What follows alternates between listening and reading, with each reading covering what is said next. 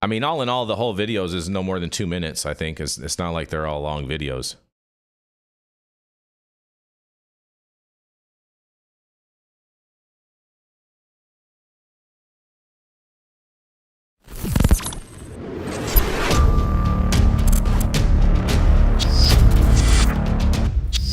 The thoughts, opinions, and general overall shades thrown on High at 9 News are those of the individual speakers and not those of High at 9 News, its audience, or its advertisers. The statements made do not constitute medical, legal, or financial advice, and for advice tailored to your specific situation, please consult with a licensed professional.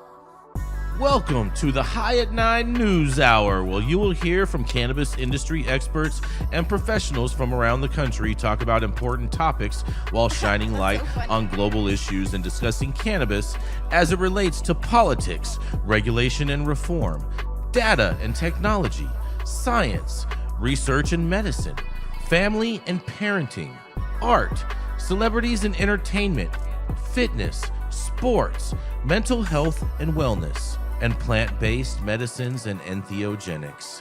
Together, we are building a stronger community, fighting the stigma and creating change. With your hosts, Jason Beck and Rico Lamitte, joined by special industry expert correspondents from around the country, and daily antics brought to you by Cannabis. Coming to you live every Monday through Friday at 9 a.m. Pacific Time and high noon on the East Coast. And thank you all for getting high at 9 with us.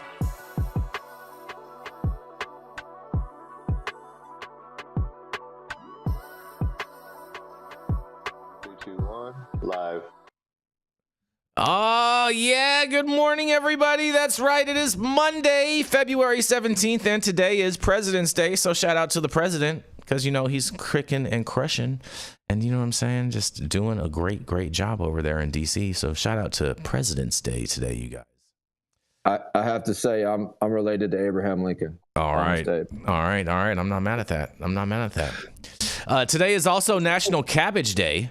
What do you got to say about that, Rico? Is your cabbage happy? It ain't sad, motherfucker. Exactly. As Cabbage Day. Since it's Cabbage Day, you know what I'm saying? Everyone's out there chasing their cabbage. It's also National Random Acts of Kindness Day. Ooh, I'll have to do that. Why's it gotta be random? You know what I'm saying? Random? Travis, if you can, turn your phone sideways. Yes. Yep. There we go. And as I said, of course, Rico, it's President's Day because we have the greatest president in America right now. Yeah. Yes. No, we don't. I was just waiting for something. Just waiting for anything. I'm a disillusioned Democrat. You talking about Elon Musk? Oh, you're so silly, bro. Stop the ridiculousness. That's such a bullshit, fucking crazy wackadoodle statement that people be saying.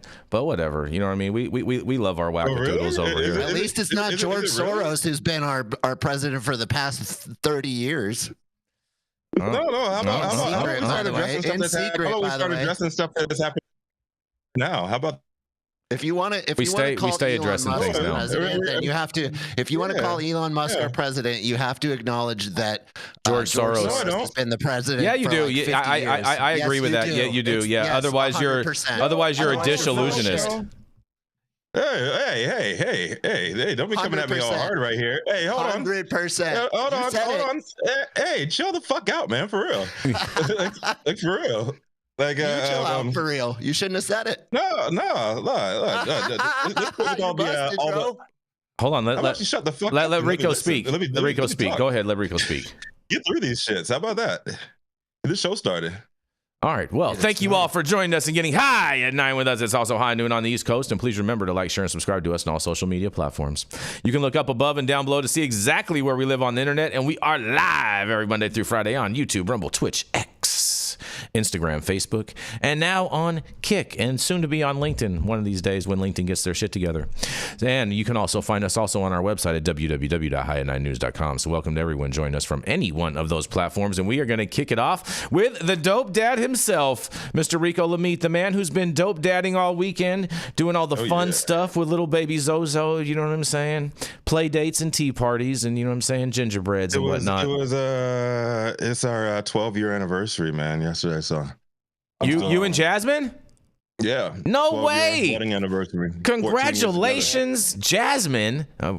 It's been a love weekend, bro. Or maybe we should be saying congratulations, Rico, because you got so lucky getting married to Jasmine.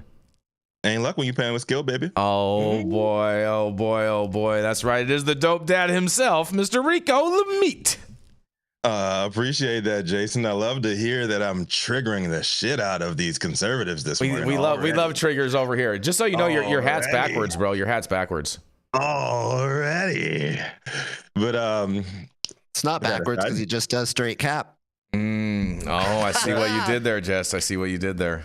Yeah. Your jokes are about as weak as your fucking your background stories here. But anyways, according to the Department of Cannabis Control's data dashboard, California's legal cannabis industry has reached a troubling new milestone, with inactive and surrendered licenses at 10,828, now outnumbering active ones at 8,514. SF Gates Lester Black says that the inversion reflects a struggling market 7 years after legalization, as thousands of businesses have shut down due to high costs and regulatory burdens. While it's not clear exactly when the threshold was crossed, because the state does not release historical licensing information, California, we're such a leader. California's legal market has been struggling for years, with thousands of companies going out of business. Black spoke with advocate and executive director of United Cannabis Business Association, Jonathan Shvetko, good friend of mine, who called the regulatory system a complete failure, arguing that strict regulations and weak enforcement against illegal sellers have crippled legal operators. The state officials counter that some inactive licenses actually result from procedural consolidations rather than failures. There's the spin, Jason, right there. However, the majority, especially in cultivation, reflect a decline in small-scale farms, particularly in Northern California, where large-scale Southern farms now dominate. Industry experts point to falling cannabis prices and expensive compliance requirements and competition from the illicit market is major reasons for the downturn. I highly recommend everybody out there to check out the article in full at high9news.com, as anyone familiar with the quality of Lester Black's pen can expect a balanced dive into multiple sides of blame for California's current state of woe. But yeah, shit ain't good. Hopefully, emerging state markets are taking note as to what's happened here and how to avoid it. Unlike, about a bunch of whataboutism. What did you guys do? What about happened there? Like, nah, man, get your shit together. See how California has been failing, has been struggling, and do better. I'm Rico Lamitte, the dopest dad on the street for High at 9 News. Man, California's a rough market, bro. These legislators shit is not good. I really feel like they want to just legislate us out of existence with all these high taxes and whatnot. In all reality, like that, I feel like it was a situational design from the beginning. I would agree. No? I'd agree. We're rolling out in Minnesota right now. I got a store, and it's been an interesting process. See, it hasn't been any better out there, unless you're in the beverage space, because. You know what I'm saying? Yeah, the beverage. I am in the beverage space. Freedom Soda, Minnesota. It's just slow getting going. But I love the way they wrote the bill. I love it. I think it's excellent. Look at that. He loves the bill. I think slow is better than trying to get out the gate fast and like shoving these bills down people's throat. You see what's happening in New York. New York tried to, we're going to do better than everybody else. We're going to blah, blah, blah, blah. They've been worse than California in their first year and a half open. Trying to do things all super fast. So slow and steady, brother. Yarrow, you want to come off the shelf?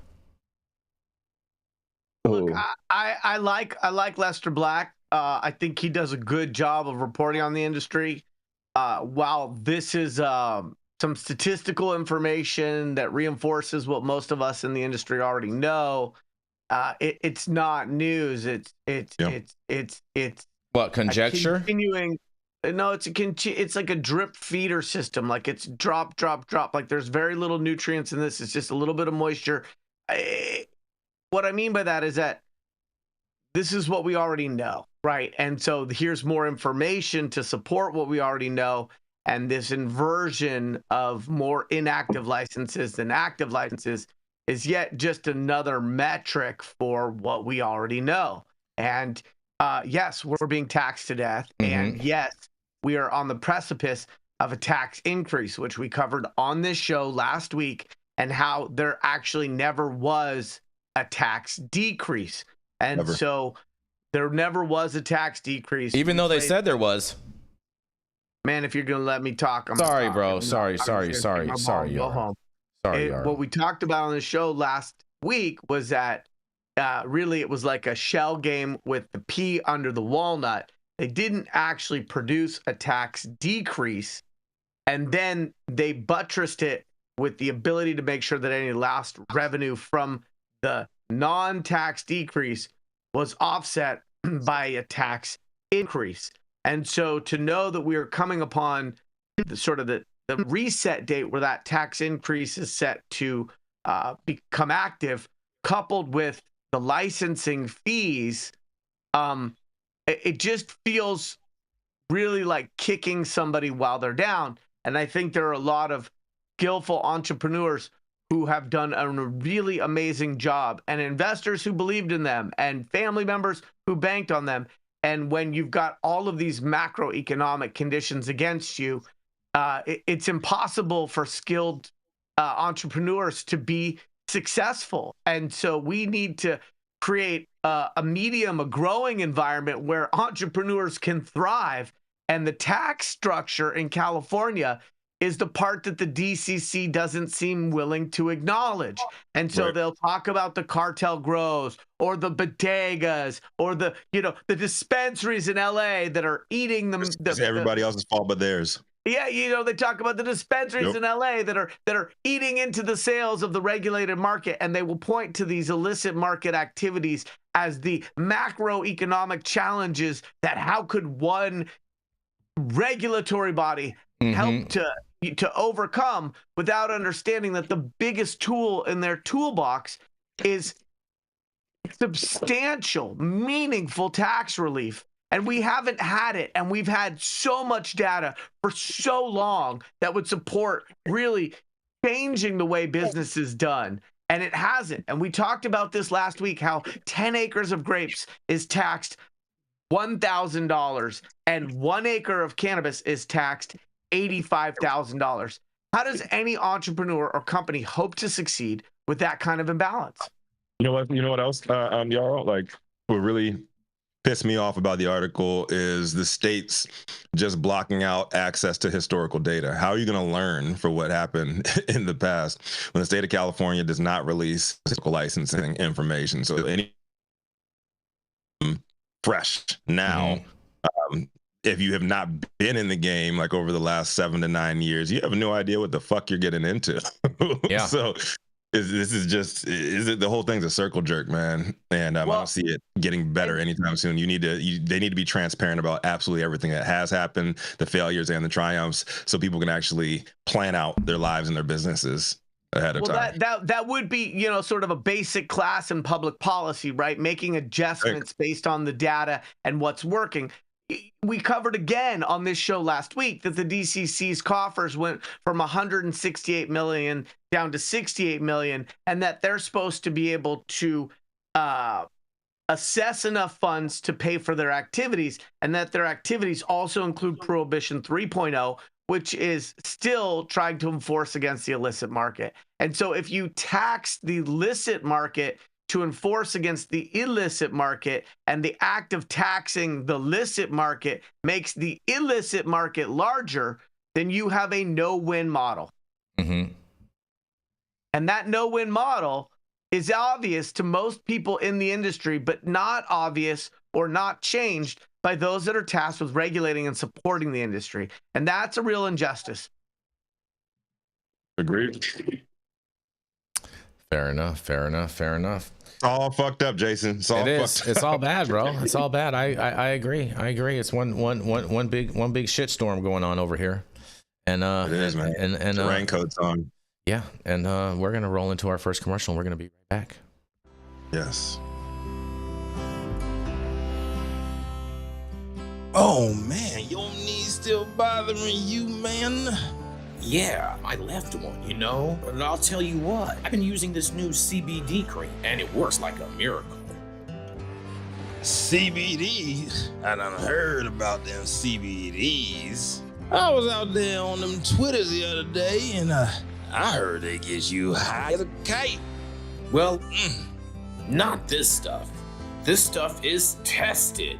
Every batch, all the way through, pharmaceutical grade, and in a GMP certified facility. So you know you're not going to have to worry about flying high.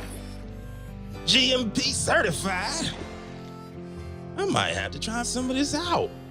Where I'm even find this? You go directly to aimhighhemp.com and they will ship it to your door right away. Tested. It's not a name, it's a promise. This is weird. And we're back, Rico.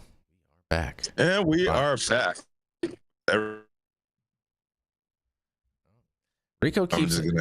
Everything's dropping for Yeah, Rico. you just keep on dropping, Rico. You must have a bad internet day in South Central today. I'm not in South Central. My internet is fine. I'm on Ethernet. So I'm going to introduce everybody's favorite party and partisan, the man who believes Donald Trump is the greatest president of all time. And everybody's entitled to their opinion. So I'm going to keep it at that. Jason Beck.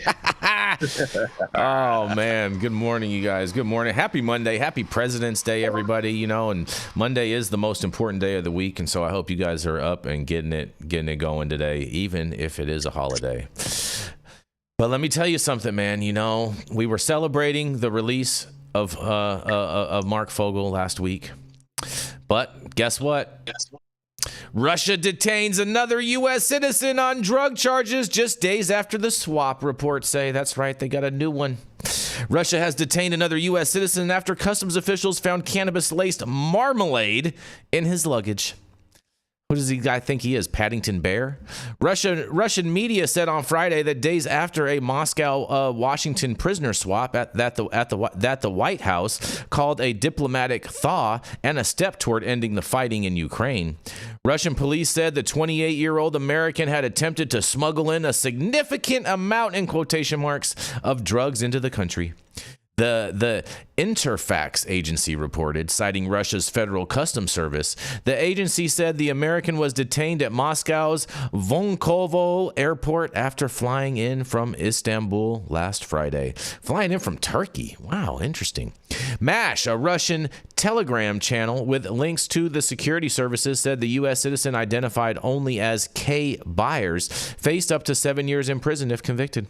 There was no immediate comment from the U.S. State Department, and the Washington-Moscow prisoner exchange this month saw Alexander Vanik, a Russian cryptocurrency expert who faced Bitcoin fraud charges in the United States, return to Russia after being freed for American Mark Fogel, a teacher from Pennsylvania who was detained in 2021 when traveling to Russia to work at school.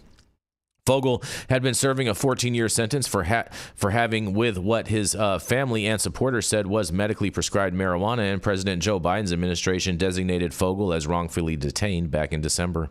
President Donald Trump on Wednesday upended 3 years of U.S. policy toward Ukraine, saying he and Russian leader Vladimir Putin had agreed to begin negotiations on ending the conflict following a lengthy direct phone call. Man, oh man. This guy smuggling marmalade in from Turkey. What is this guy doing, this U.S. citizen? And he's a trapper on Telegram, man. I can't wait to hear what you guys have to say about this. Smuggler-grade marmalade is hard to get now that the Silk Road is down. So I'm glad that Trump has pardoned that guy so he can get that Silk Road marmalade. Right? We're actually working to get him on the show, Mr. Silk Road himself.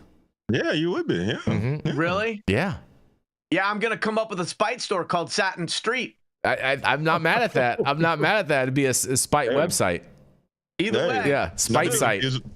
Not to be confused with Rayon Road, you know? Mm-hmm.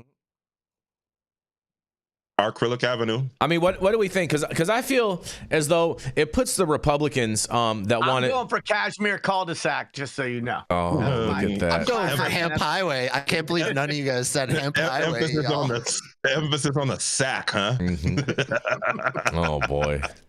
I mean, I feel like with them releasing Mark Fogel, right? It puts a lot of Republicans in a precarious spot who are prohibitionists, right? Because they want to grandstand with Mark Fogel as far as the win with Trump, as far as bringing him home, but then they have to acknowledge the fact that he was incarcerated in there for possessing medical cannabis, and so it puts him in an interesting quandary. The fact that just most Republicans are prohibitionists. There's nothing wrong with because that's not true. That's not true. I don't buy that. Not true. That's not true, Rico. Yeah, it is. No, it's not. Yeah, the data. No, it's not. The data proves otherwise. No, no, Rico. Yes, you're wrong. What data? I mean, you are literally turning Travis on his head by saying that, Jesse. Because the truth is that we cover with steady frequency anti-cannabis progression, and I'd say a good 8 out of 10. 50%, yeah, more than 50% of that is from policymakers who have an R behind their name. Mm-hmm. So, so most Republican politicians, not most Republicans. That's a different thing. Right, but the politicians are hired by the people who identify with that group through the voting process, the representative democracy, right? So making that distinction for yourself might make it feel better, but it doesn't sting any less. Mm-hmm. No, it's still just a distinction because I think most Republicans who are actual just Americans and not politicians are pro-cannabis. Correct. I think that the stats show that very clearly. That's right. So I think you have to be very clear and say that most Republican politicians. No, I'm talking. Thank you. No, but you got me off initially. If you want to rewind it. Hold on, Rico, hold on. Let him finish. I think that you have to say most Republican politicians, not just most Republicans, and be clear, because most Republicans in America, like me, are actually pro-cannabis. Go ahead, Rico. Go ahead, Rico. A Republican instead of a conservative. I am right now. Yeah, see, because I don't consider the majority of conservatives as Republicans. So that was the distinction before you cut me off. That was the distinction I was making. As conservatives, they're pro-cannabis. They're pro-cannabis, but a lot of these Republicans are not. Right, politicians. Well, I think it puts them in a precarious spot, and I think that it does advance the cannabis agenda overall because it makes them have to. What Rico is best known for is flip flop on the issues. You know what I'm saying? No, he wears Crocs, not flip flops. There's a big difference. That's even worse. And what I would say is that I made a bet on this show that if Trump got out Mark, that I would switch my vote this next election cycle. You are. So I am going to do that. I'm going to honor. I wish my short attention span and lack of short-term memory would cause me to forget the commitment I made, but I am going to flip-flop. I mean, croc on my party affiliation for this next election because Trump did get Fogelman out, and it looks like what the Russians chose to do was say, we need more inventory of American cannabis prisoners. And so they just went to the marmalade, smuggler grade marmalade is a thing, right? Big on the black market or the illicit market, I should say. And so this guy, all pun intended, is toast. Yeah, he is. I think he's toast too. And who smuggles weed from marmalade from Turkey to Russia? Christina Aguilera, Little Kim, Pink, and Missy Elliott. Not from Turkey, bro. Not from Turkey to Russia. Well, it was probably hash infused. If we're gonna get really, this is just crazy. It's crazy to me, man. We're missing something. I saw a whole ton of people on the internet. Lady Marmalade. Specifically last week after Mark was released, say, well, now we need to stage one and actually go to Russia with weed and get busted so that we can create a scene. Such idiots. I'm just saying they said it. People are so freaking stupid. They should take all the extra Oklahoma mids, put it in a C-130, fly high enough over Russia that you can't get hit by a missile, and just drop it all out. Weed for the people, okay? Let's spread the cannabis as far and wide as possible. Let's do it at a mass scale. And when weed falls out of the sky, your day is not going to get worse. And in all fairness, Nick is right in the chat. He says Turkey is the biggest hub in Eastern Europe for drug smuggling, and he is right about that part. No. All right. We are going to keep this train rolling. We are going to roll right into Mr. Let me go over to this to our sheet. I was right. We're rolling right into Mr. Jesse Barney. He's the founder of JB Design Co. that can help you with your brand. He's helped High at 9 News with all of our stuff when we first started off, and we're so glad to have him back with us again. That's right. It is none other than Mr. Design Man himself, Mr. Jesse Barney. What's up, y'all? Nice to see you on this wonderful Monday, President's Day. My story I wrote this morning. I caught this really rad podcast last week on the Danny Jones podcast, which has been an incredible podcast for all kinds of reasons. And he interviewed this man, Travis Kitchens. So here's the headline. Travis Kitchens reveals that there is more going on in psychedelic science, research, and journalism than one might think. In a recent episode of the Danny Jones podcast, Danny engages in a compelling conversation with Travis Kitchens, a former psychedelic research participant at Johns Hopkins University and current freelance journalist specializing in the history and philosophy of psychedelic research. The discussion traverses a wide array of topics from Kitchens' personal experiences in psychedelic studies to broader implications of psychedelics in religion, neuroscience, and societal structures. Kitchens begins by recounting his involvement in a groundbreaking psychedelic study at Johns Hopkins University, and these experiences not only altered his perception, but also ignited his interest in the broader application and implications of psychedelics. The conversation shifts to organizations like the Council on Spiritual Practices, which I had no idea existed, and I feel bad for not knowing, and now I'm on this journey of learning this stuff from this podcast, which aims to integrate spiritual practices, including the use of entheogens, into mainstream society. Kitchens and Jones delve into the controversial topic of whether humans can summon extraterrestrial entities through psychedelic experiences. Apparently, there's this man who can do this on demand. Within a couple hours, he can summon these UAPs or UFOs on demand, and sometimes psychedelics are involved. And discussing various theories and anecdotal accounts that suggest a connection between altered states of consciousness and encounters with non-human intelligences. Kitchens provides an overview of the modern psychedelic renaissance, highlighting key figures and studies that have contributed to the renewed interest and legitimacy of psychedelic research. He draws parallels between contemporary practices and ancient mystery cults, proposing that early religious experiences possibly induced by psychedelic substances may have played a role in the formation of religious traditions, including Christianity. The discussion also touches upon the contentious relationship between alternative historians like Graham Hancock and the academic establishment. Kitchens argues that while Hancock's theories are often dismissed by scholars, they provoke important questions about human history and consciousness. This leads to a conversation about the decline of Christianity in the modern world and how psychedelic experiences might offer a new avenue for spiritual exploration and revival. Delving into the neuroscience behind psychedelics, Kitchens explains how substances like psilocybin affect brain activity, potentially leading to therapeutic benefits for conditions such as depression and PTSD. A surprising segment of the conversation explores the Catholic Church's historical and potential future involvement in the use of psychedelics.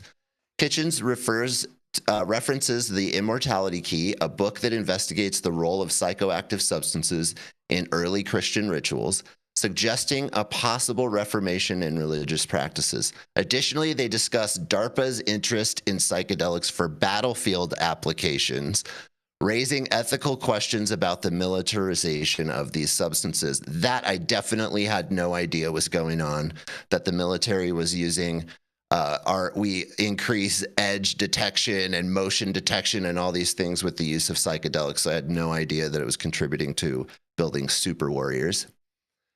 Kitchens reveals the existence of a secret, unreleased paper on psychedelic research, hinting at groundbreaking findings that have yet to be disclosed to the public. He wrote extensively about the subject for Reason magazine in the March 2025 issue.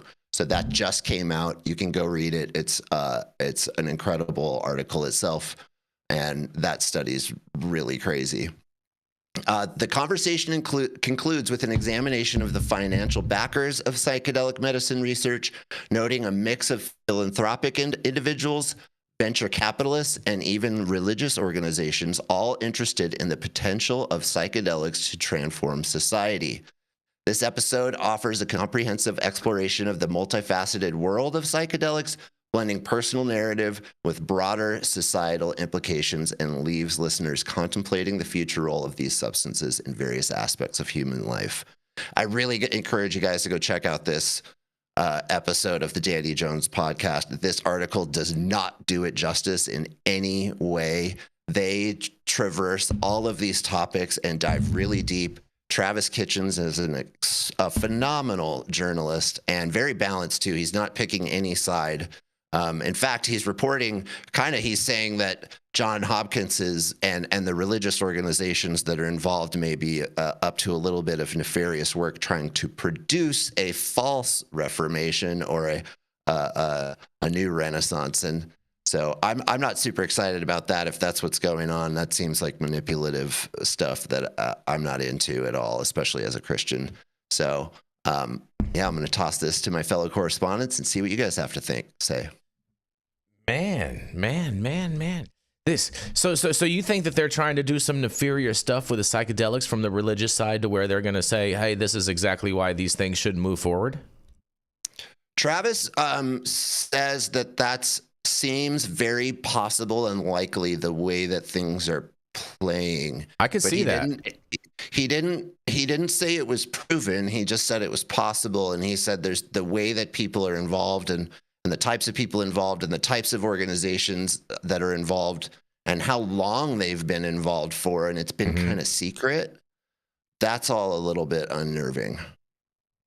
That's interesting. So I wonder too, then, if it's because they don't want the average person to have the secrets that are unlocked from psychedelic exploration. Well, that's sort of been the fight. Yeah.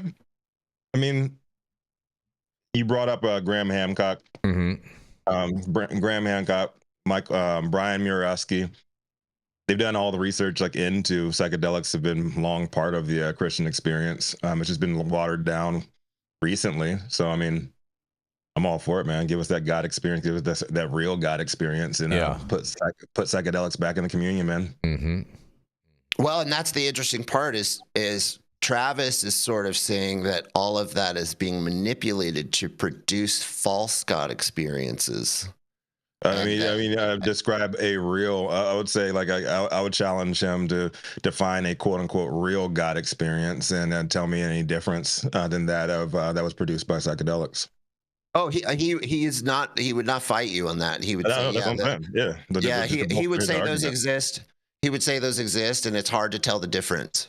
That's the problem. It's hard to tell the difference between someone who's been manipulated through these experiences to profess something that they maybe wouldn't have otherwise, and someone who genuinely has them. It's very difficult to tell the difference. I mean, there's also the long-standing connection between religions and psychedelics, and not just with ayahuasca and peyote. I mean, even in Europe, they would eat the molded wheat and the whole village would trip for 3 days. And so there has been this connection, if anybody's read Fruit of the Gods by Terence McKenna, I mean, there's been this connection between humans connecting with whatever it is outside of them by putting themselves in an altered state. Mm-hmm. Right. Or I was fasting for a week and I saw Jesus. Like, no, motherfucker, you're tripping. You're hallucinating. But exactly. I think there's an argument, that even if human beings use tools or techniques to get to an altered state of consciousness, that doesn't mean that what they experienced in that altered state of consciousness is any less real. And so if you fast to see Jesus, that doesn't mean Jesus wasn't there while you were fasting. It just means that's how you got there. Jesus is the shaman. Jesus is the man in the cape that you saw when you closed your eyes. If you saw Jesus while you were fasting, doesn't that mean that Jesus is faster? No. He's got to be fast to be able to walk on water. So we know that. Well, God is fastest. fastest. Yeah, Jesus is faster. God is fastest, and you need to catch up. Oh boy. Travis, do you have any thoughts on this? All this psychedelic out of this worldness going on? You're on mute. You're on mute, Travis. You're on mute in Discord. There we go. He's got to get back on his phone to his Discord so he can unmute it. There he goes. That's awesome. Production. Yeah. There we go. There it is. Yeah. I love mushrooms. They're done wonderful things for my thinking. They should be as legal as possible. It's a war on poor people when they put people in prison for a plant. So legalize it as much, and they hide it because of the old war on drugs from 1970s, and people that come from less influential families go to prison because of these policies. That's my conclusion. Fair enough.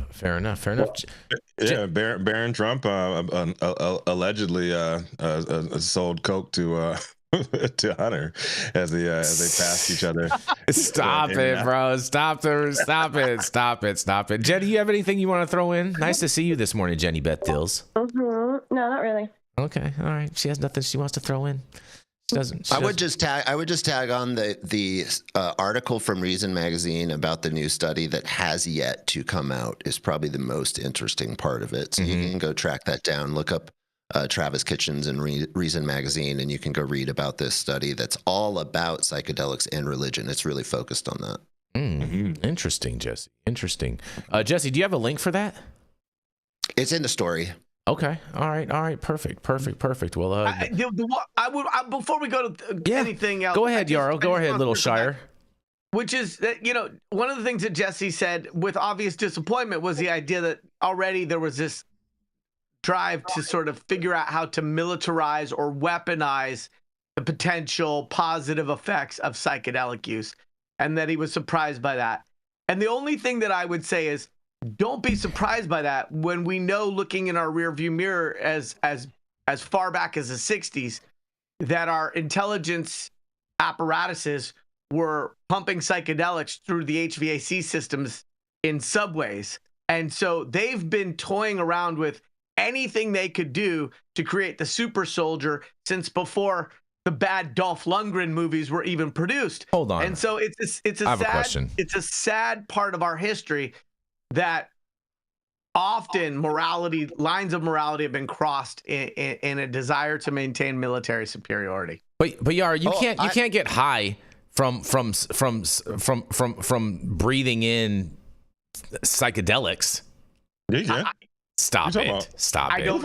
That's total bullshit. That's total bullshit. I think the Sharpie marker in front of you would like to beg you. That's total bullshit. You consume DMT. Absolutely. I'm smoking shrooms next week just because of this. I want to find out. Yeah, look at this. We have a real experiment. Make sure you film. Yeah, see, exactly. That shit doesn't work. Thank you, Jesse. Now I would like to say it definitely works. I've had some shroom vapes that absolutely. And there was a cannabis strain. There was a cannabis strain that was specifically named after the CIA's program to develop psychedelics called MK Ultra, right? And so that was the name of the program. And us cannabis folks are agnostic when it comes to just cutting and pasting for branding. Yeah, we do love. I'm familiar with all that, Yarrow, and I knew that they had been studying it. I knew that they had been testing things even on the battlefield. What I didn't know was that they had found use cases for improvement and for things that actually do make people super soldiers. I didn't know that they had actually proven use cases that they're executing in the battlefield right now. Sure. Wow. I mean, this is America. Why would you not believe that? I didn't know that we actually had improved edge detection. Like a warrior in the field who's taking psychedelics in the right ways is actually going to have an advantage over a warrior who's not. I had no idea that there were actual advantages that were proven and that they're using them. Like they're literally using them and doing that right now. That was a really huge surprise to me. I would not be surprised by any of this shit. Yeah, they juice these motherfuckers up, these young boys that they get out of the worst places in America, and they juice them up and they throw them in there, and they do experiments on them. It's a tale as old as this country is. Mm-hmm. It's a tale that's older than this country, probably, right? Mm-hmm. I mean, it's and it's not just the United States. I mean, we like to bash the country we're in because we have the freedoms to bash it without being dragged out of our house by the death squads of the junta. But currently, and let's all be grateful for the opportunity to dissent because it's really the only thing that can make a country great again, right? Mm-hmm. But it's not just the United States, and so it's unfortunate that we no longer have our Paisley priest MSG to proselytize about the potential positive benefits of psychedelics.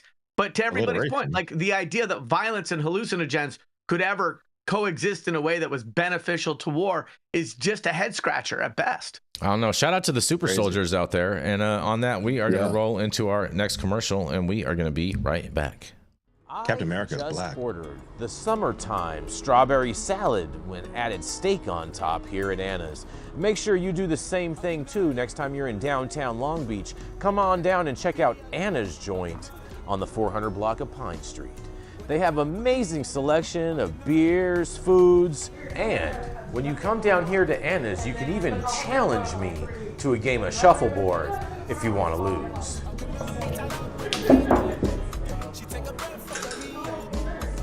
Did you get that? So, next time you're in downtown Long Beach on Pine Avenue, make sure you stop by Anna's Joint on the 400 block. Not only do they have Anna's Joint, this restaurant and bar, but they also have the amazing deli next door, and then next door to that, they have a very exotic flower shop. You may want to stop by and say hi.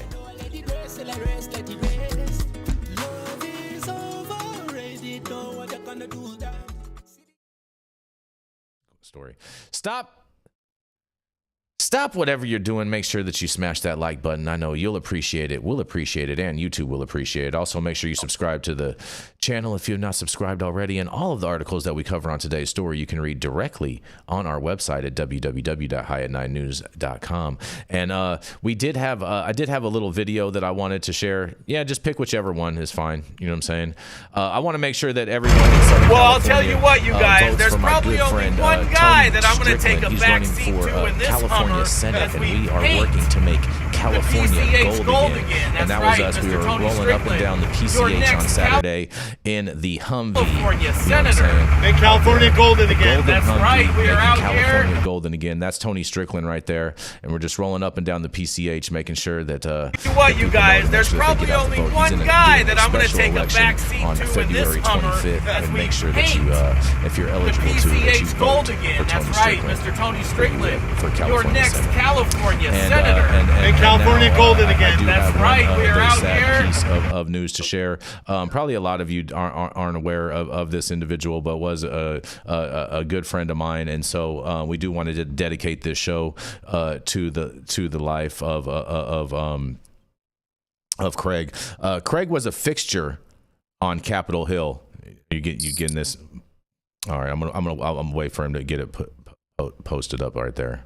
All right, while you wait for him, there we go. Just remember that Tony Strickland has a 0% rating by the Planned Parenthood affiliates of California. No one cares about all that. No one cares about all that. We want to shout out to and dedicate this episode to Craig Roberts. Craig Roberts was a fixture on Capitol Hill as the long-serving chief of staff to Congressman John Simkus for 24 years. He also served from 2015 to 2020 as president of the House of Chiefs of Staff Association and ended his tenure in the House of Representatives as professional staff at the Committee of House Administration. Craig hails from Madison County, Illinois, and held several positions in state government before joining Mr. Shimkus in Washington. And most recently, Craig held the role of senior vice president at Milnen, Wiener, and Schofe Global Strategies. We were honored that Craig dedicated his time to the Capitol Hill Club as a member of our board. And in a town where success can too often change people, Craig Roberts was a constant reminder of what matters most in this life. He left us just as humble and gracious as the day he arrived in Washington, and showed us what it means to be loyal and true to where you come from. Craig always had time for everyone from brand new interns to staffers to tourists and visitors to the most powerful committee chairman. Stop by the grill room almost every afternoon, and you would find him there holding court with new friends and old, telling stories and dispensing advice to anyone who sought wisdom and counsel. From the moment you met Craig, you knew Craig genuinely cared about you, and he wanted the best for you without any reservation or expectation. And Craig Roberts, rest in peace, man. You definitely will be missed. I know I've had a number of fantastic days hanging out with you and learning from you from all your experiences. And just want to say R.I.P. Craig. You will be missed, and much love to the family. And we lost a good one. And on that, we're going into our next commercial, and we'll be right back. Rest in peace. Are you a business that's suffering from the hyperinflation that is plaguing America today? We have the solution for you. That's right, Patriot Business Financing. Head on over to www.patriotbfc.com and apply for a loan up to $2 million. Any state, any industry, even the cannabis industry, the CBD industry, as well as the industrial hemp fiber industry. Secure up to $2 million today, and make sure that when you apply, you tell Paul you said hi from High at 9. Oh, Rico, and we are back. You with us, Rico? Yo. There we go. Yeah. I was just reading up on Tony Strickland. Anyways, up next, he is a second. Oh shit! Where am I? Yeah, Mr. Yarrow in the Shire, bro. Yeah. Okay. Hold on 1 second. 1 second. Yeah. All right. There you go. Told you his internet's being funny today. It's not my internet. I'm like in a sex days. We've been fucking all weekend, bro. In sex days. Up next. Have you been putting your Elon Musk and her George Soros? Oh, stop it. There are no apologies for what is meant to be. Oh, God. Oh, boy. Oh, boy. Up next, Please be unburdened by what has been then. The second generation cultivator and founder of Special Teams Consulting, known to many as the Sebastopol Sage, a fellow dope dad, keen to all happenings small and large in and out of the cannabis cul-de-sac. Yarrow, what have you with us for us this morning, my little man? Thank you, and thank you, High at 9 viewers, for tuning in on a holiday Monday. My story today is short and sweet, just like me. And oh, boy.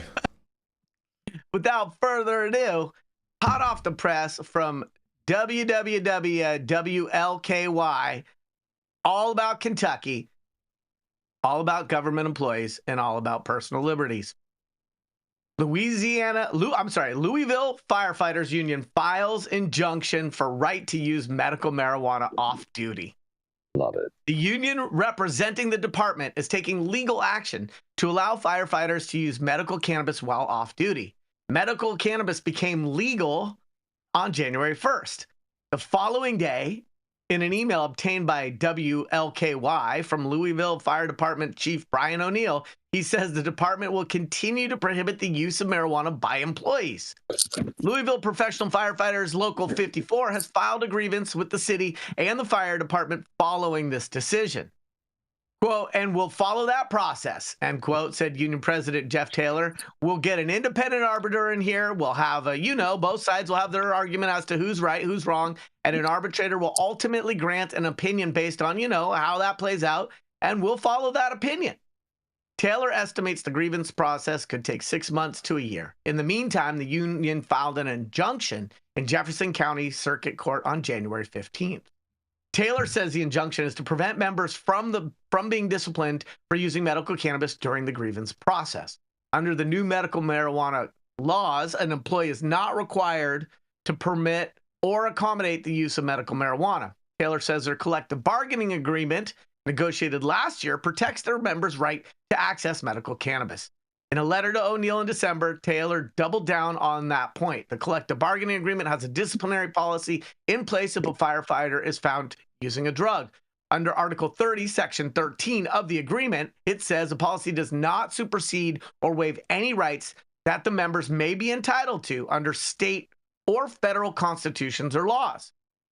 Seems pretty cut and dry to me, as we spent a lot of time in contract negotiations on that particular article, and it really didn't relent until the chief negotiator for the city acknowledged that our language, that is, as it exists, protects our members come January 1st, said Taylor. There are nearly 500 members of that fire department, and Taylor estimates around half, that's right, half, did I say half, have applied for a medical cannabis card. He believes medical cannabis should be treated like any other prescription. It deals with sleep disorders, pain management, it deals with stress and anxiety issues, all those things that firefighters deal with day in and day out. So to deny them the opportunity to utilize something in a healthy way that can help them overcome whatever their medical ailment may be, I think it's just a crime. Taylor says they are not advocating for members to use medical cannabis while on duty, only off. We can't look at marijuana as somebody rolling a joint, going in the back lot and getting high, added Taylor. That's not what we're advocating for. We're advocating for the tinctures and the gummies, something that has a regulated amount of THC in it that members can decide on what their proper dosage is to deal with whatever their ailment is. The Jefferson County Attorney's Office says they are unable to comment on pending litigation, but they will respond via the court.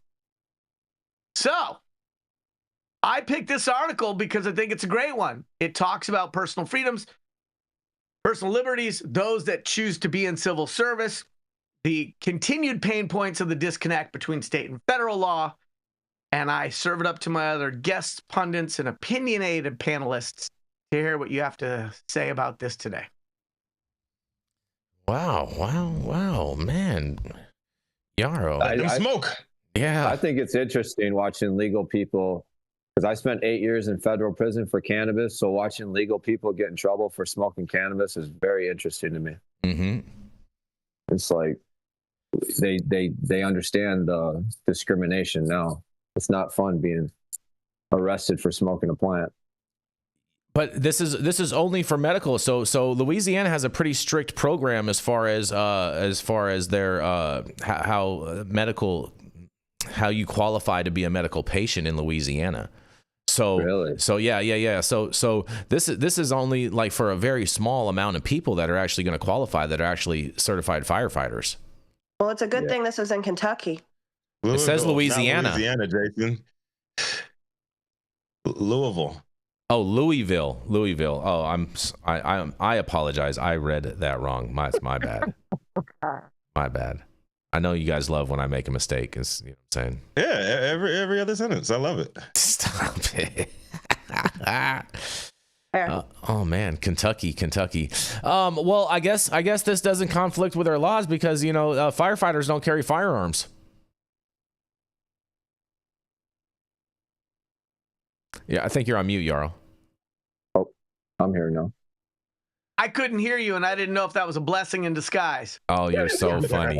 Yeah, you cut out, Jason. Oh man, how did I cut out? How is that even possible?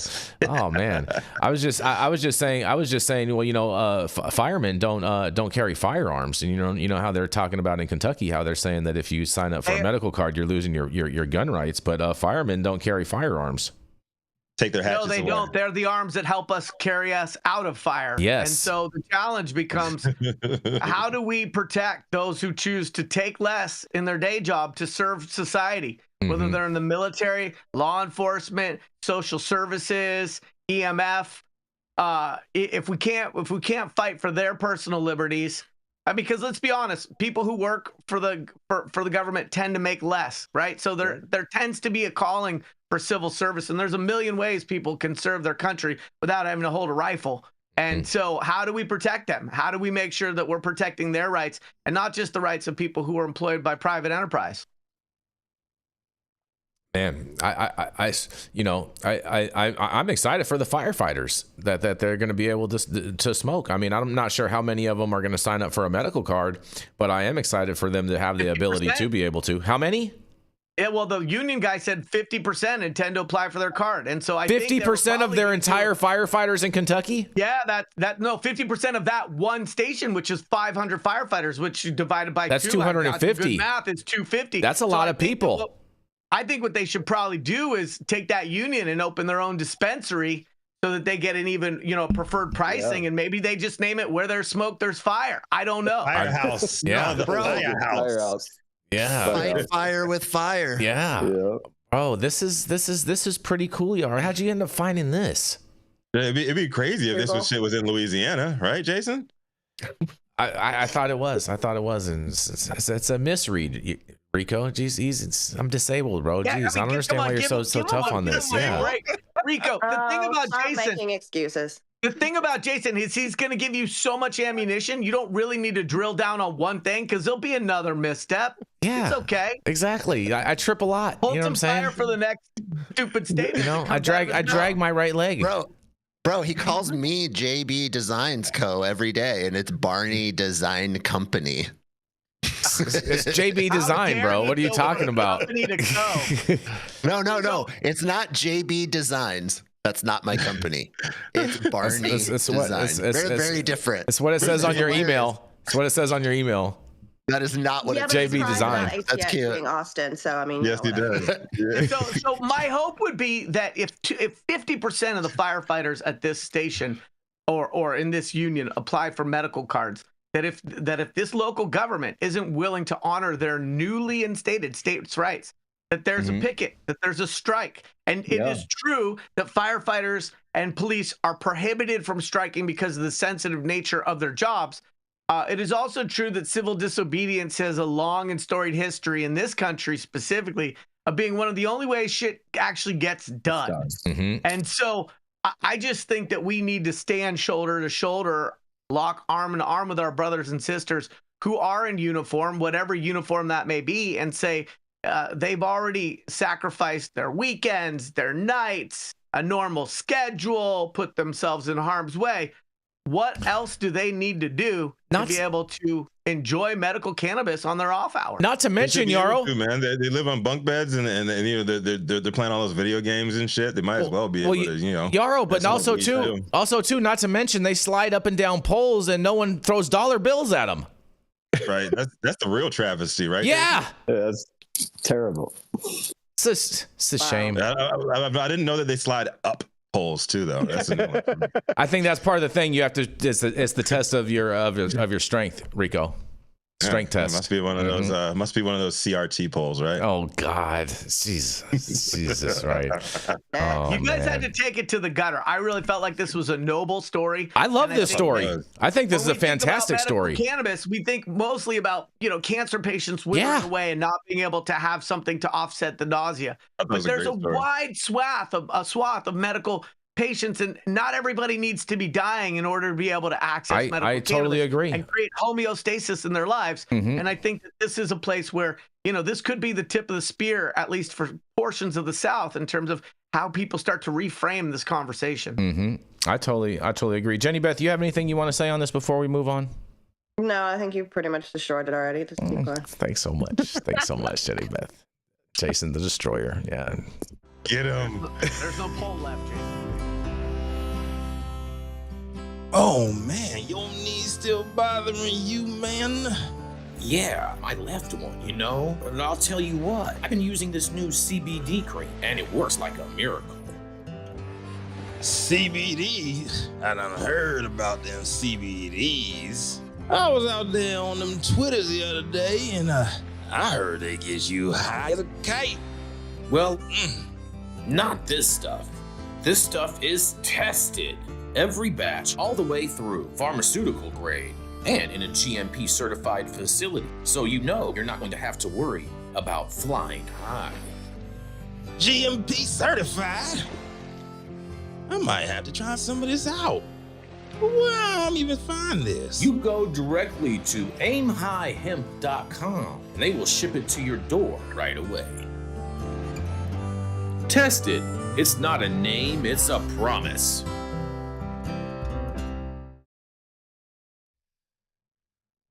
Oh, yes. Coming up next, that's right. It's Miss Jenny Beth Dills with that southern twang and here to tell you a thing or two about life and whatnot. She's the founder of Kind Cannabis and of Justice Served for justice-impaired individuals. And shout out to the C word with a big old super chat that says, and the Oscar goes to these elderly dudes. That's right. It is none other than Miss Jenny Beth Dills. Jenny Beth. Hey. All right. So, a public hearing is set for February 21st at 8 a.m. in the Washington State House Consumer Protection and Business Committee to discuss a proposal that could change how marijuana is consumed in the state. House Bill 1932, introduced by a bipartisan group of 11 lawmakers, aims to establish a legal framework for cannabis consumption venues, allowing adults 21 and over to legally purchase and use marijuana in designated spaces. Supporters say the bill addresses a key gap in current marijuana laws. While it's legal to buy cannabis in Washington, many consumers lack legal places to use it, especially those in housing where smoking is prohibited. If passed, HB 1932 would create a cannabis consumption event. Oh, shit. Hold on, we pressed the wrong button. Would create a cannabis consumption event organizer license, allowing businesses to host marijuana-friendly events in approved locations.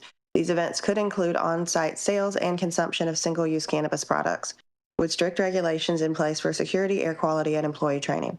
Washington would join states like Nevada and Colorado in permitting social cannabis consumption in regulated areas. Again, that public hearing is February 21st at 8 a.m. in the House Consumer Protection and Business Committee. So short and sweet, cool story. Good for you, Washington State. It's definitely an issue. We've discussed it many times that you can buy and consume cannabis, but where can you consume it? So this is exciting news, and hopefully it works out for those guys. Washington State. I mean, they've had legalization going on for so long, and then all of a sudden now they're just now getting on with allowing for consumption. It's like I feel like they really missed the bus on this one, but I'm glad that they're finally doing it.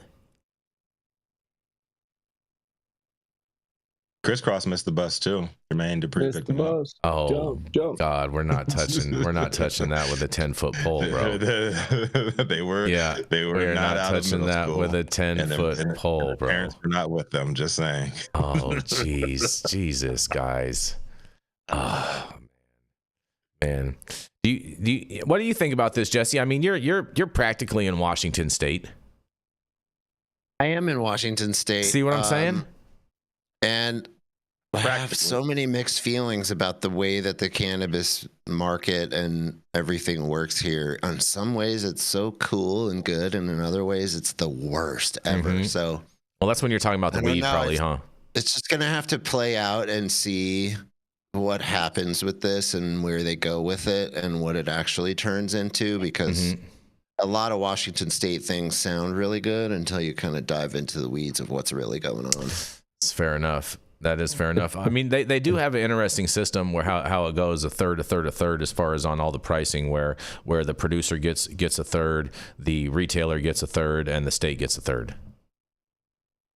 Yeah, that and their tiered system, and there's just so many things that lead to really whack practices, and really what it turns into is every dispensary is full of more meds than anywhere I've seen in the country. Well, maybe not Colorado, but yeah, I think it's a close second.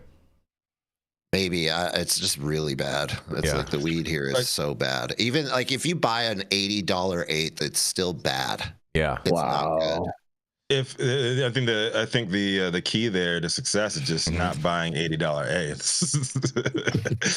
Especially when you get the same kind of weed for $10. The flip side of that is I can go to my dispensary and buy a $25 ounce. So, and when I buy weed, I definitely buy more on that end because I can't afford anything like an $80 eighth. But on my birthday or something, I'll go try to buy something nice and have like some really good weed. Splurge out. It always turns out to be crap. Oh. And I'm like, man, I should have bought a $50 ounce. Yeah. What I'm saying is like go to the trap. Well, unfortunately, I'm not from here. Unfortunately, I'm not from here, and I don't have really connections like that here. So you can fix that. Well, you just give me a call, Jesse. I know people. I got a guy. Yeah. It's convenience. You know what I mean? You're like when you want to just wake up and go get some weed, you go get some weed instead of like going through all the rigmarole. My little sister lives up there. The black market is dying. What's that, Travis? Well, it's only... That's why the black market's dying. Everybody wants to go in a store and just have that experience, even though they spend more. The black market is not dying at all. Black market is stronger than ever. I think the hand-to-hand sales are dying. No way. A consumer like him would much rather go in a clean store and spend a little more. That's my observation. No way. Oh no, I way. would rather buy from the trap. See, but I just exactly. don't have any. I don't have any resources here to do that because I'm not from Spokane. So I don't have like a crew. I don't have a plug. I don't have a grower that I know where the weed comes from, where I know it's going to be fire. I have none of those connections here. So, I got one for you. Whereas in California or in Montana or a lot of other places in the country, I know people and I could just hook it up. You know what I mean? But here I just can't. But then my experience with the dispensaries has been, it's pretty universally bad. We can't have you stuck in a situation where you have more outlets than plugs, bro. So we gotta fix that. Yeah, we're gonna fix that. We're gonna fix that. We're gonna help you out, Jess. We're gonna. Yeah, we got you. Yeah. My question is: Are these consumption sites? Are these just repurposed drug consumption sites, or like safe injection sites that failed? Stop it! Stop it! They're just harm reduction clinics, just repurposed. Knowing Seattle politics, that's exactly what that's what I'm saying. We are talking about Washington. We are talking about Seattle. Exactly. That's what I'm saying. That's exactly what I'm saying. Thanks, Rico. You took my point and drove it further. Man. Hey, you want to come say hi? And they're gonna allow events. What's up, Zozo? You say hi? How are you today? What's going on, Zozo? How are you today, Zozo? What's going on, girl? Yeah. Hey. On a Monday. Say hi at 9. President's Day. Yeah. Oh man, that's awesome. We're gonna rename it to Musk Soros Day. Oh, stop it! Stop it! Yeah, stop it! Don't get Rico all triggered again, please. I don't get triggered, man. I got a switch on this mug. Oh boy! Well, speaking of the trigger. Speaking of switching, do you want to tap and squeeze? You want to introduce Travis? Absolutely. So up next we have start over, Rico, because your mic cut out. Travis Cullen was just 21 when he was sentenced to 11 years in prison. Come on, girl. For a non-violent cannabis offense, his first felony. That experience changed his life and sparked the passion for advocating for others still behind bars for weed. Now, as a cannabis entrepreneur, he uses his platform to push for justice and reform, determined to make a difference in an industry that once cost him his freedom. It's my absolute pleasure to introduce Travis Cullen. Welcome to the show, my brother. Yeah. Thank you so much. So, I wrote this article. I did a lot of research on it, and I'm very passionate about what I wrote. So here it is. Defund Last Prisoner Project. Where is the money, Last Prisoner Project? As I find myself sending money to incarcerated individuals this Christmas, I have to ask, where is the $3 million in donations that the Last Prisoner Project, LPP, collects in the names of these inmates? After spending over a year working with and investigating this organization, I uncovered some harsh truths. Let me start by who I am and why I care. My name is Travis Cullen. In 2004, I was sentenced to 11 years in federal prison, which I served 8 years for transporting marijuana from California to Minnesota. I served from 2004 to 2012, long before the industry changed from marijuana and became cannabis. Funny how times changed. After my release, I vowed to leave cannabis behind. But in 2021, when Minnesota legalized cannabis, I decided to enter the legal market, open up a store selling legal state-approved products. The decision triggered a wave of guilt for me. Guilt for the friends I left behind in federal prison who are still serving long, outdated sentences for cannabis-related crimes. To help alleviate this guilt, I turned to activism. I began supporting incarcerated individuals, directly sending commissary money every week, building real friendships, and working to raise awareness for those still trapped in the system. I found my calling. My time in prison gave me a unique perspective, a shared language with these men and women, and the help to drive. I fund my activism through my store, and it's been a full circle transformation for me, something my mother can finally be proud of. This journey led me to Last Prisoner Project. I was invited to the 420 Day of Unity in 2024. I started working with LPP shortly after. Over time, I dug deeper into their operation, reviewing tax documents, examining their communications with inmates, and speaking directly with those they claim to support. My conclusion, LPP, Last Prisoner Project, is a disingenuous organization with a glaring wealth gap between their leadership and the prisoners they represent. Here are the facts. Despite raising over $3 million in 2023 annually, that's pretty much what they get, LPP sends only $300 to select inmates every 3 months, totaling roughly $110,000. This amount has already been slashed from previous years. The current plan at LPP is to cut grants from $5,000 to $1,000. And after they announced that plan, they decided to hire 2 more staff. Meanwhile, LPP payroll has skyrocketed from $271,000 in 2021 to $1.345 million in 2023. Founder Mary Bailey posts bragging about skiing in Japan and partying with Madonna. She leads this organization and lives a lavish lifestyle while inmates continue to struggle. She and LPP aggressively chase credit for others, taking over platforms meant for genuine grassroots organizations and leaving smaller nonprofits struggling to make a difference. What does this mean in practice? It means that every time politicians or nonprofits make meaningful progress in cannabis reform, the LPP swoops in to take credit. This clout chasing damages the movement, undermining organizations that are actually helping prisoners. In reality, LPP, Last Prisoner Project, has become a big PR machine rather than a lifeline for inmates. The flashy campaigns and big claims distract from their lack of substantial support for the very people they use to fundraise. As an 8-year federal prison veteran and first-time felon, I urge you, do not support Mary Bailey or the Last Prisoner Project. There are better, more accountable organizations working for incarcerated individuals. The prisoners deserve real support, not empty promises. Thank you, guys. Wow. Man. Somebody's got to do it. Yeah. Trips to Japan to go skiing. Thank you for being the one to call out some of this shit. Because it's sad. It's sad. It tends to fall on to deaf ears when it's coming from folks like us on the outside calling these people out. But yourself, man, appreciate your words. Thank you so much. In the last article that Jenny was kind enough to cover, they claimed that they got Melvin Garland a lawyer, right? So here's what they did.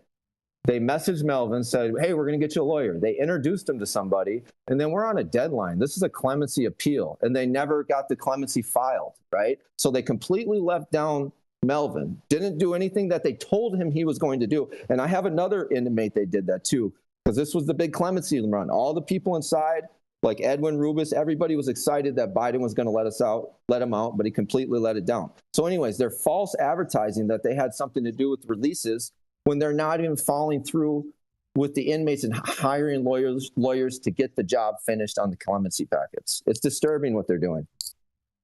Mm-hmm. So yeah, it's $3.4 million. Mm-hmm. I want 2.5 million of that going to the inmates, or it's just going to be hell for me every time I get information. Mary Bailey does not deserve to live a luxurious life off of our pain. My mother lost me for 8 years. You know what I mean? Mm-hmm. Like it's disturbing. Parker Coleman went to prison when he was 23. We should be spending millions of dollars on lobbying to get him out. Mm-hmm. It's one of the most biggest injustices in America. And for these people to ride around in their suits and act like they're helping people when the amount of money that they have that they could actually help. If I had $3 million, I'd get people out. I guarantee it. Money talks. Mm-hmm. And it's ridiculous. I don't, and the inmates that they give the $1,000 to and the $2,000, maybe it used to be $10,000. I understand you guys got to get your money and I'm cool with it. I'm not like Last Prisoner Project, like get your money from them, get as much as we can out of them. I'm trying to be like the head person that negotiate. This is my way of negotiating with Last Prisoner Project. We want more money. Mm-hmm. I'm not mad at that. And if they do change course, we'll report it here and let people know. I'll be their biggest fan. Yeah, 100%. 100%. I want 100,000 to Edwin. I want 100,000 to Edwin. They've been raising money off these people for so long. Yep. And they got to do it. And this is annually, right? Yeah. And then you go to the next closest cannabis nonprofit, their budget's $100,000. So what does LPP do? The second somebody in the industry gets like a politician to call a press conference or a law gets passed, they get that little, like the poor inmate that got the little thing going with the politician, then they take it over. And then they kick the inmate out and put people in suits. And then whatever figure they can get to stand there to make look like they're raising money for their cause. It's really sad. So yeah, it's all a PR machine. And I would like to offer the Stage 2 Last Prisoner Project to come and tell your side of the story too. 100%, without a doubt.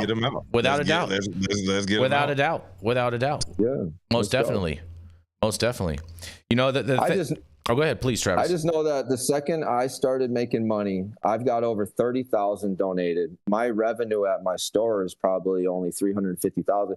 That's just because I know the details. Like I'm talking, they're not visiting incarcerated inmates. If somebody, God forbid, calls them from a cell phone, they act like they don't know them. Like these are elitist pigs that are just putting my friends on stage to make as much money as they can. And they should be run out the shows when they go in there. And I encourage people, go through their documents, look at what they've done, talk to the people. Why does Mary Bailey deserve $250,000, $150,000 a year?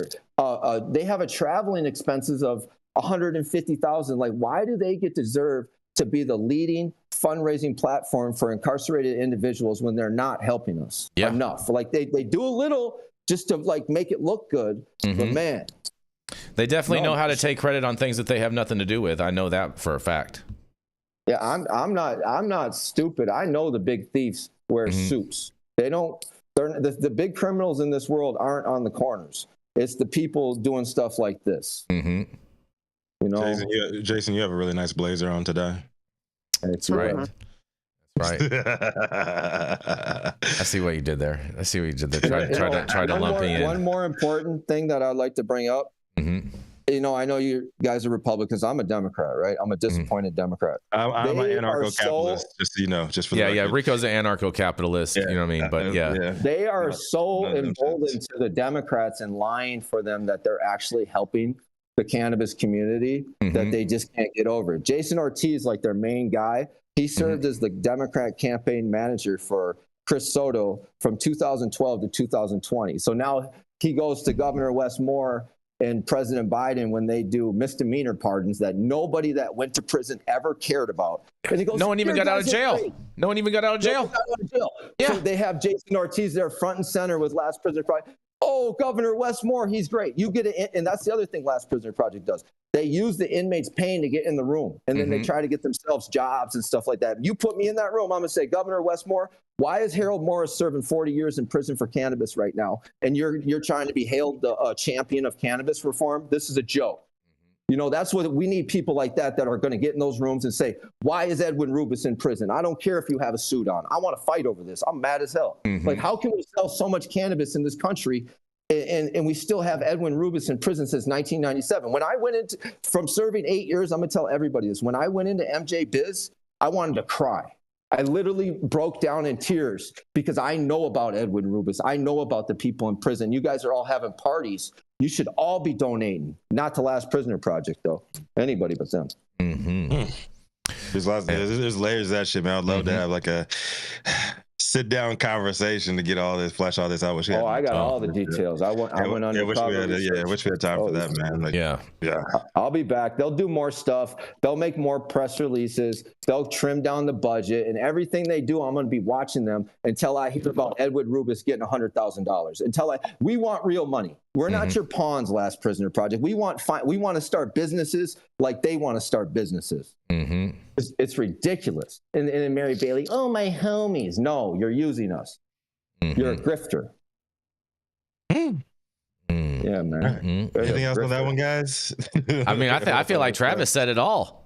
Yeah, man. Yeah, man. That's like I said. I wish we had more time to just like dig deep on. You know how disturbing it is talking to these people that are on their books, sending them money, bro. I'm right with you, man.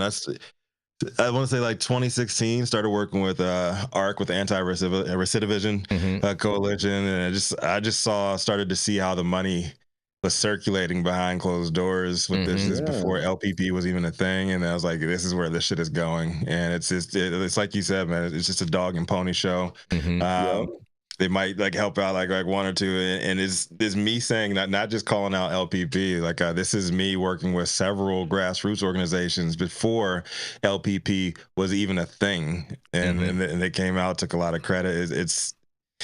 It's rough, and there's a lot of information out there. There's not just me speaking out of my feelings. It's not just Travis just speaking out of his feelings. Like the information is out there, but when you allow the marketing to take over, and you just start beating people over the head, like, oh yeah, these people are awesome. Yeah. There's better, smaller operators who actually have their heart in it, and I would just highly recommend just like looking to work with them before pulling the trigger with those big guys, man. Here's what I want. My dream is that, like, when Edwin Rubis gets released, we hook him up with a dispensary and we put his picture on the wall, and we stop the gatekeeping LPP has been performing on these incarcerated individuals, and we hook them up right with the dispensary. The dispensary gets to advertise that they're helping them, because all cannabis consumers, that's what's driving all this. LPP has tapped into a gold vein. All cannabis consumers want to support me. They want to support people that did time. They're going to buy weed from us. There's other organizations, you know, using that right now, but I just wish they would send the money to the people still inside. The people inside are saints. They've done nothing wrong. When people get out of prison, they start, you know, whatever, but inside, there are responsibility as a community. That's what I think, man. It's frustrating. Yep, right on, brother. It's frustrating as hell, man. Oh yeah. And then how people like accept. Just if you look at LPP, you can just tell they're a disingenuous organization, the way they dress and the way they act. They're like, I remember I was at the 420 Day of the Uni. They were like, stand there, stand like this, just stay right there. And I was like, okay. And then we got back to their little house and they were talking, Mary Bailey and Jason Ortiz. See, it's going just according to plan. Everybody's here like we said. Like, oh my God, can you guys just stop stealing my culture? Or at least while you do steal the culture, give Edwin Rubis $100,000. Give Parker Coleman $100,000, because we are important too. They are not better than us. You know, Nicole Redler in the chat, she says LPP has positioned themselves as the check box here to support cannabis social justice, and it's sad. Yeah, it's much like social equity, man. It's just like social equity. Like those of us who have been around, you know, I'd say like we're approaching that 10-year mark. We saw what social equity was supposed to be. And then we saw how it evolved into just another box to check, like just like these DEI programs, just like, you know, affirmative action. You got to check this fucking box so you can be perceived as something that you most likely are not. So just keep that in mind. I'm going to tell you, from my perspective, social equity, it's more than just a rule. The laws aren't quite helping us, but the thought of the legislators saying sorry through social equity meant a lot to me. Like when they did that, it's like, dang, man, they're actually acknowledging that it was kind of messed up because I come from a poor family. I went to prison, and the rich people, you know, so it's like, I encourage all social equity, and it's all good, man. We need to heal disadvantaged communities with the plant. Like the plant's all good. It's the people that are running the plant. That's where the fucked up shit is. So I think we need more, you, brother. Yeah. Thank you. Appreciate you. I'm not going away until I get my demands. I want $100,000 for Edwin Rubis. I'm not joking. They're probably watching this. Oh no, I'm serious. I mean it. Like I swear to God that you are not running this.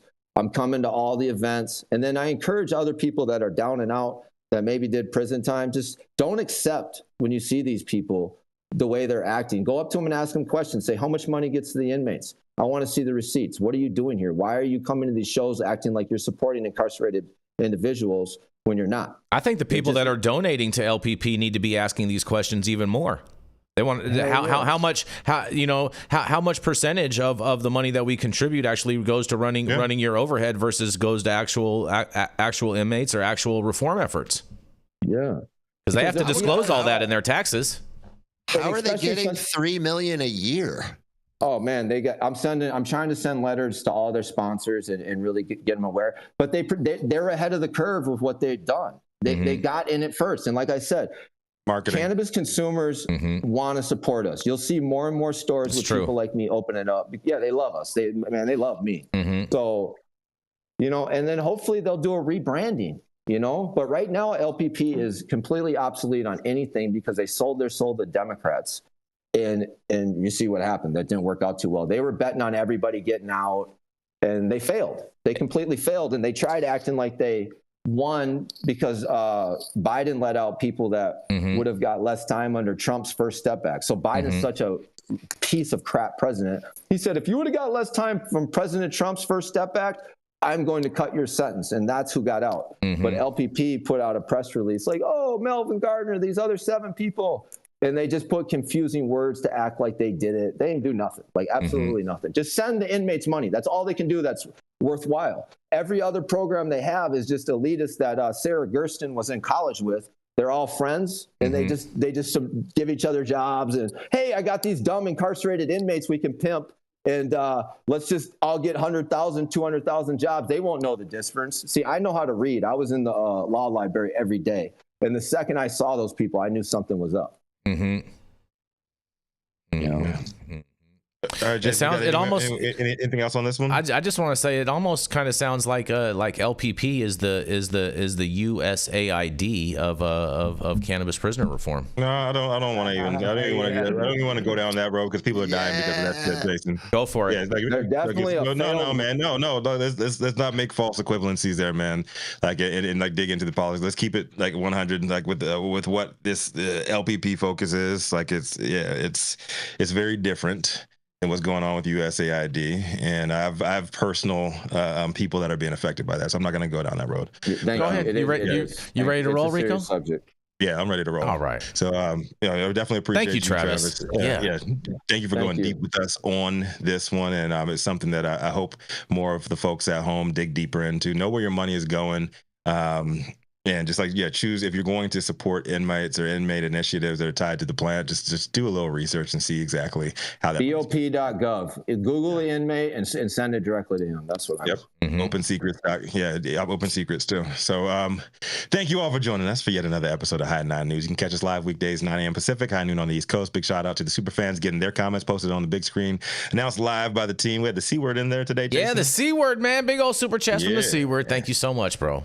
Yeah, much love to that. Big love to all of our live audience and online supporters. Catch us across all media platforms, tuning in each day to the headlines of chaos, also known as development cannabis industry. Vetted correspondent team tuning in from all over, bringing this much needed variety of perspective, your respected opinions to the table. Production team, Cloud Media Partners, all the sponsors keeping the lights on, AV struggles to a minimum. And as always, Cannabis Sativa L, reason why we show up to read these stories every single day. Thank you too. It has been Monday, President's Day, February 17th, 2025. The show's over. You've all been blessed with the top industry headlines. Hope it's enough for you to put in your pipe and smoke at least until tomorrow. And our esteemed guest today, Travis Cullen, if you can have like 30 seconds to give us an outro, send these people off on us. We all died. Let me tell you this. This is what I want people to know. When I was in prison, it's like being dead. The only thing people care about and you care about as a person is doing kind things for others. So spread love in this world because we all die. Yes. Well said. Good words, my brother. Said. Word. Thank you. See you guys. Run it, Anthony. All right, y'all. Peace. There we go.